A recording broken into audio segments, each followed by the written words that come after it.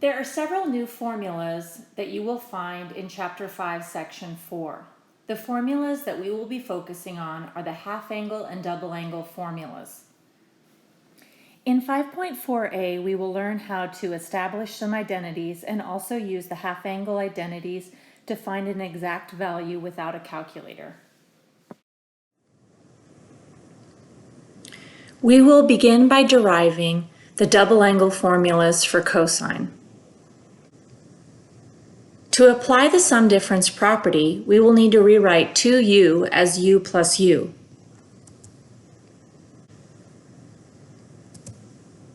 Here is the sum difference property from 5.3. Alpha is u and beta is u, so if we apply the property, we will get. Next, we will simplify by replacing cosine of u multiplied by cosine of u with cosine squared of u, and sine u multiplied by sine u with sine squared of u. What we have found is one of the double angle formulas for cosine.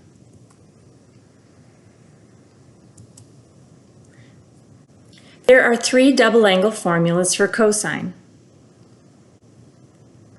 Let's derive the other two double angle formulas for cosine.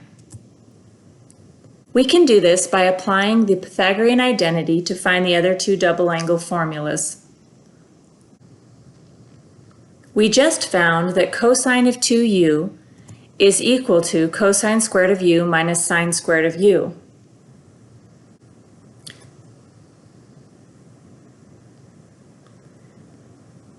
This was our first double angle formula for cosine.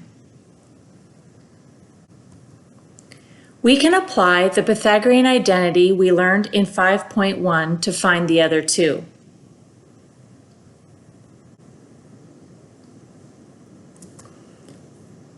If we get sine squared of u by itself by subtracting cosine squared of u from both sides, we will get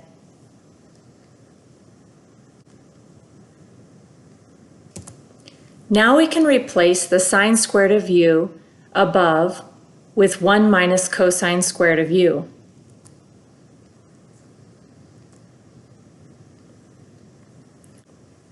By distributing the negative, we simplify, combine like terms. We have found a second double angle formula for cosine.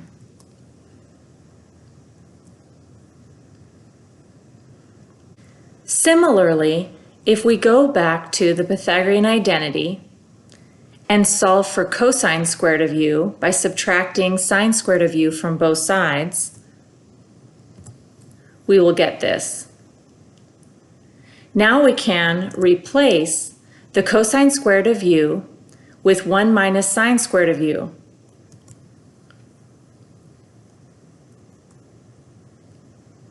Simplifying and combining like terms, we get 1 minus 2 sine squared of u. This is the third double angle formula for cosine. There are three double angle formulas for cosine. Having three double angle formulas for cosine will save us a few steps when using it to solve equations in the future.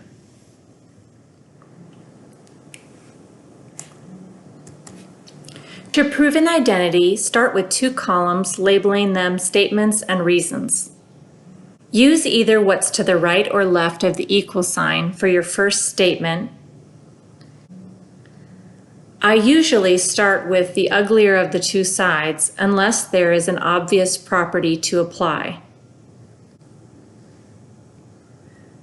Sine of 3x is my given. You want to use what's on the other side of the equal sign for your final statement.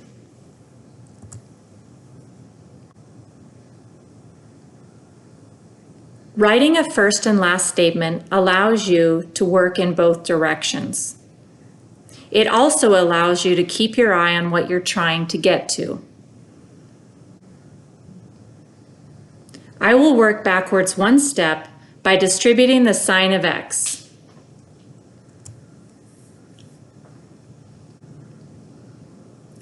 Next, I would like to expand the sine of 3x. To do this, I need to replace 3x with 2x plus x.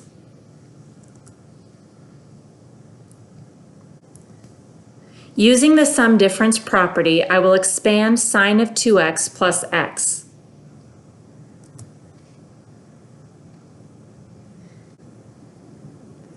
Now I see some double angle identities.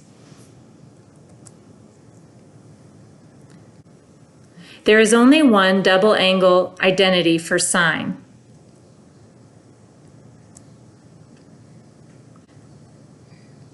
I will replace sine of 2x with 2 sine x cosine x.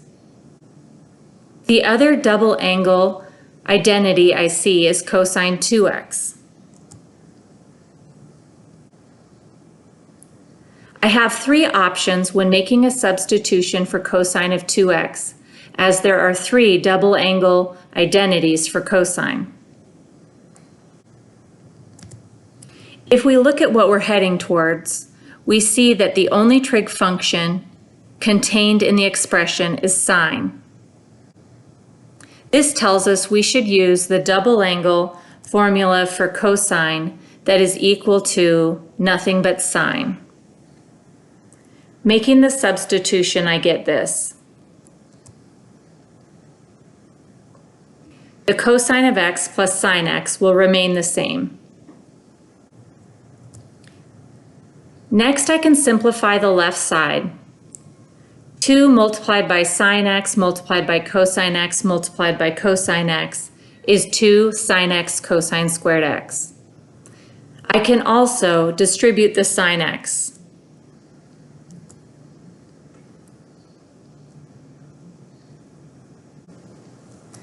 I can see that I want to get rid of cosine squared of x because I'm keeping an eye on what I'm heading to. I can use the Pythagorean identity sine squared of u plus cosine squared of u equals 1 to get rid of the cosine squared of x. Looking at the Pythagorean identity, I can get cosine squared of u alone by subtracting sine squared of u from both sides, which means cosine squared of u is equal to 1 minus sine squared of u. Making that substitution, I get everything else will stay the same. I will distribute 2 sine x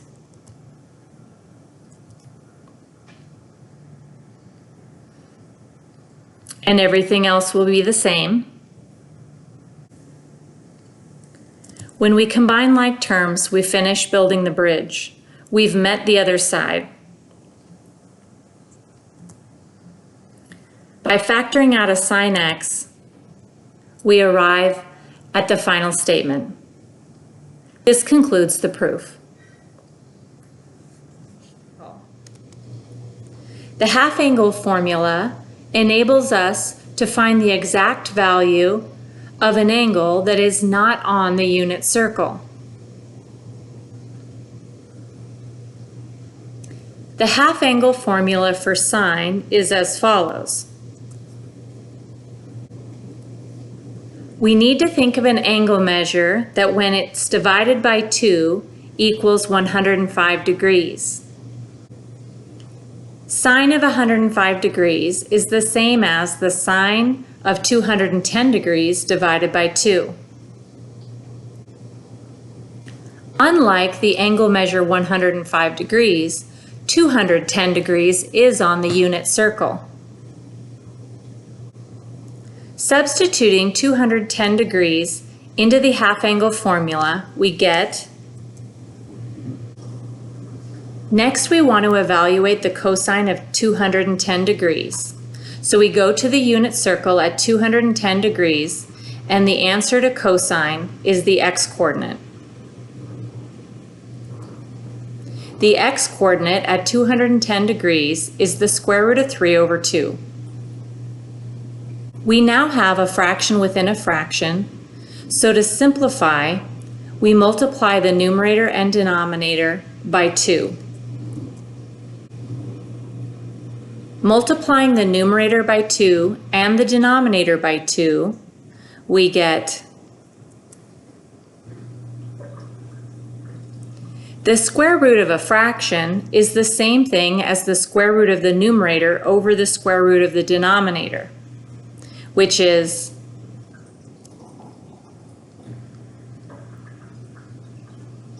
now all we need to do is decide if the answer is positive or negative. The formula says plus or minus, but it does not mean the answer is both. We will use the acronym All Students Take Calculus to determine the sign of the answer. To use this acronym, we need to decide what quadrant 105 degrees is in. 105 degrees is in quadrant 2. In quadrant 2, sign is positive.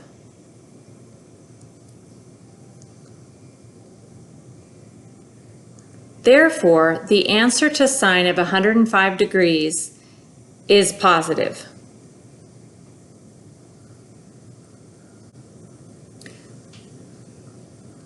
Here is another example using the half-angle formulas. We want to find cosine of pi over 8. However, pi over 8 is not an angle measure on the unit circle. The half-angle formula for cosine is as follows. We can make this problem easier by converting pi over 8 to degrees. Here's a little scratch work. Starting with pi over 8, to convert, we will multiply by 180 degrees over pi. The pi's will cancel, and 180 divided by 8 is 22.5 degrees. I will now replace pi over 8 with its equivalent, 22.5 degrees.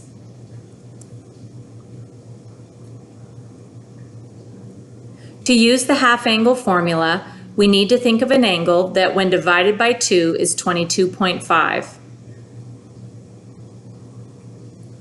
That angle will just be 22.5 doubled.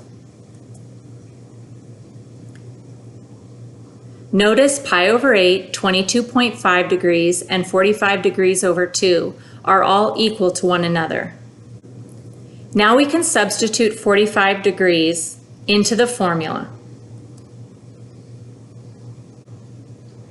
Using the unit circle, we will evaluate the cosine of 45 degrees.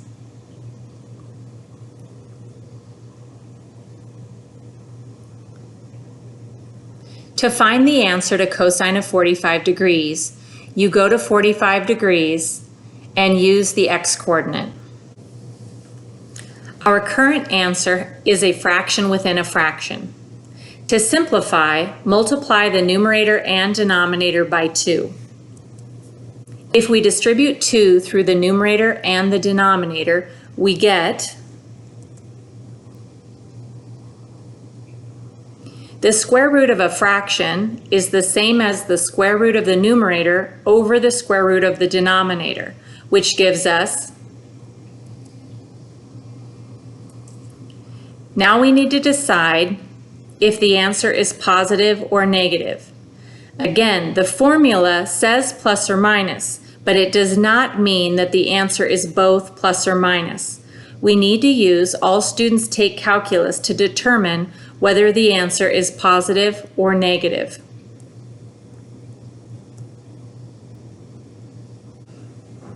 So what quadrant is 22.5 degrees in? It is in quadrant 1. The answer to all trig functions in quadrant 1 is positive. Therefore, our final answer is positive.